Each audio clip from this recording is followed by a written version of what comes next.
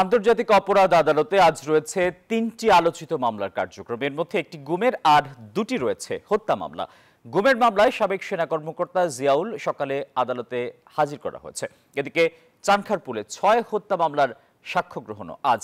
এতে আসামি ডিএমপি সাবেক কমিশনার হাবিবুর রহমান সহ ৮ পুলিশ সদস্য।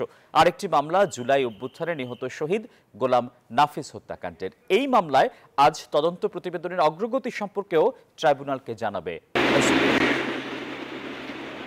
কারো খবর জানাতে আন্তর্জাতিক অপরাধ ট্রাইব্যুনাল থেকে সরাসরি যুক্ত হচ্ছেন সহকর্মী মাহমুদ হাসান। মাহমুদ, ট্রাইব্যুনালে তো আজ ৩টি মামলার কার্যক্রম রয়েছে।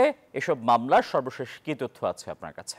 টিপু, সাবেক সেনা কর্মকর্তা জিয়াউল আহসানকে আন্তর্জাতিক অপরাধ ট্রাইব্যুনালে নিয়ে আসা হয়েছে এবং ঠিক শুনানি যে শুরু হওয়ার কথা সেটা কিন্তু এখন তাকে ট্রাইব্যুনালে তোলা হয়েছে, তবে কিছুক্ষণের মধ্যে হয়তো সেই শুনানি শুরু হবে। এবং সেই মামলাটি হচ্ছে গুমের মামলা এবং গুমের মামলার আরেক আসামি সাবেক প্রধানমন্ত্রী শেখ হাসিনা, তিনি এখন বর্তমানে পলাতক রয়েছেন। দ্বিতীয় যে মামলা সেটা হচ্ছে ৫ আগস্ট চানখারপুলে শহীদ আনাস সহ ৬ জনকে যে হত্যা করা হয়েছিল সেই মামলায় কিন্তু আজকে ২০তম যে সাক্ষী তার সাক্ষ্য গ্রহণ নেওয়া হবে আন্তর্জাতিক অপরাধ ট্রাইব্যুনালে। সেই সাক্ষ্য গ্রহণ নেওয়া হবে আন্তর্জাতিক ট্রাইব্যুনাল ১-এ। এবং যে বিষয়টি বলা হয়েছিল যে গত ১৬ অক্টোবর যিনি বর্তমানে আসিফ মাহমুদ সজীব ভুইয়া, তিনি কিন্তু এখানে সাক্ষ্য দিয়েছেন এবং তিনি সাবেক প্রধানমন্ত্রী শেখ হাসিনা সহ সংশ্লিষ্ট যারা জড়িত ছিলেন তাদের সর্বোচ্চ শাস্তিরও দাবি করেছেন।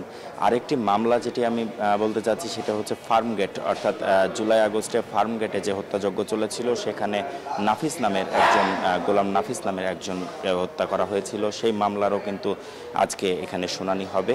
তো এই বিষয়টা কিন্তু এখানে নিশ্চিত করা হয়েছে। ঠিক শুনানি এখন পর্যন্ত আনুষ্ঠানিকভাবে শুরু হয়নি, কিছুক্ষণের মধ্যেই শুরু হবে এবং সাক্ষ্য গ্রহণের যে বিষয়টি রয়েছে সেটিও কিছুক্ষণের মধ্যে শুরু হবে।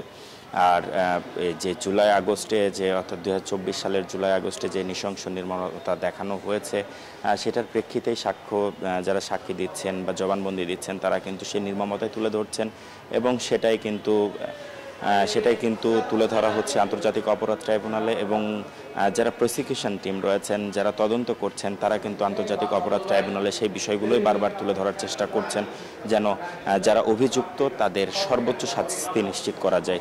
তো টিপু, এই ছিল আন্তর্জাতিক অপরাধ ট্রাইব্যুনাল থেকে আমার কাছে সর্বশেষ তথ্য। মাহমুদ, আপনাকে ধন্যবাদ। বান্ডেল থাকলে প্রতি সেনমানিতে টাকা বাঁচবে। বিকাশ সেনমানি বান্ডেল কিনে জিতুন প্রতি লেনদেনে।